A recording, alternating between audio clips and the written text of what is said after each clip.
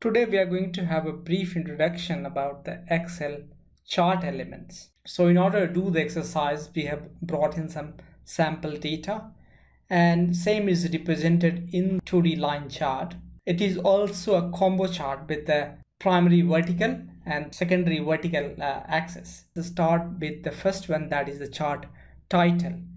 And chart title is located over here.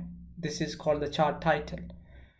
If you come further below, if you look at the another one, that is the yellow color line showing the profit and loss percentage, again a 2D line, and it is reflected in the column C.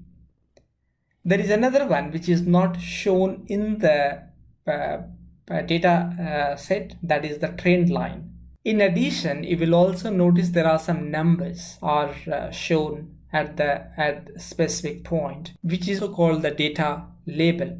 Again, these are numbers are reflected over here. They are just trying to show the exact number on the chart.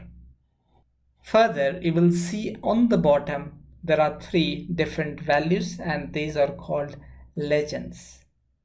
Let's look at the left of the chart, that is the primary vertical axis, and on the right hand side there is the secondary vertical axis, and in the bottom you will see the primary horizontal axis, and you will see there is something called, here in the bottom you will see the date, here is the profit and loss percentage. These are called axis titles. Apart from that, in the bottom you will also see this one. Basically this is the same information is in the sample data, same information is copied over here, and this is called data table. And last but not the least, about the grid line, here you can see some horizontal and vertical lines.